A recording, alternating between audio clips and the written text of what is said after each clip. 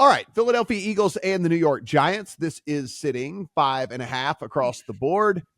42 is our total. Adam, I do want to start with you here, actually, because it's the Giants, and it's, one of the. So what we do know about this game, the Eagles, at the very least, are going to start starters at the beginning of the game because there is still a chance that the Cowboys could get, upset. Not likely, could happen. However, I am worried that the Eagles will look up at the scoreboard and at some point the Cowboys are going to be up 17 and then they pull all of those starters out. So this is a very tough full game handicap for me. If someone wanted to make the case for Eagles first half or something, I could listen to you then. But I think which by the way, the number's 3.5, if anyone's wondering, but tough full game handicap when they're going to be scoreboard watching.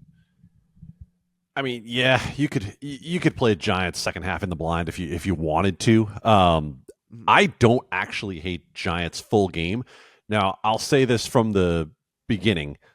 A little emotional hedge for me. I'm going to be real mad if this team goes out and wins this game with a chance to get, at the very least, in the top 5 in the draft. But if you watched last week against the Rams, Tyrod's offense was competent. I'm not going to say great, but competent against what had been a middle-of-the-pack defense. They seem to be finding a little bit with these young receivers, with Jalen Hyatt and Wan'Dale Robinson in particular. Darius Slayton had some life last week, so we know that Philadelphia is going to struggle to cover no matter who you have. Talking about the number 31 defense by EPA over the second half of the season. So Giants right now, money line, you can still get basically 2-1 on them. And if you just think about where this game is going to be come the mid-second quarter, mid-third quarter, no matter what, that price isn't going to be there anymore on the Giants by the time the Eagles pull some starters. Because I think no matter what, you're going to see the Eagles pull some starters, because someone would have to make a real case to me about why Washington's live to win against Dallas to think otherwise. Steven, what say you? So I look at this from two different perspectives. One, full game, where I agree with everything Adam said, where I'd only be looking at the Giants because of the very large possibility that they do pull the starters at some point. And we've seen the Eagles work in tandem with their coaching staff and front office to have game plans like this against the Giants, ironically, a few years ago, where they pulled starters for obviously draft position. So if they look up, I'd be shocked if they leave their starters in if the Cowboys are up big in their game.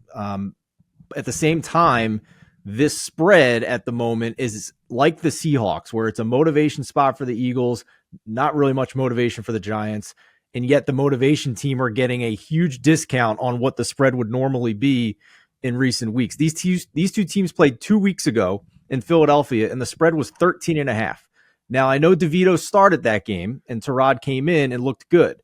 But to go from 13.5 down to 5 or 4.5 in a couple of weeks is a big deal. So it doesn't matter because of everything revolving around this game. But I at least am confident that the Eagles starters are going to be in there for the first half. So I'm going to take that discount and matriculate it down to the first half spread and bet Eagles minus 2.5 in the first half, Adam. I don't think you can do that with this game when it comes to the looking at the 2 weeks ago. We thought completely differently about this Philadelphia team 2 weeks ago, and everything we have seen with the way they have gotten shredded in the last couple of weeks is why we're changing this number as much as we are. And if you like the discount based on the other factors you mentioned, that's fine. But I think there's a pretty good reason with this one why the number has gone where it is, because you can look both at DeVito and Tyrod and the fact that we saw Philadelphia last week as a double-digit favorite, basically no-show against the Arizona Cardinals.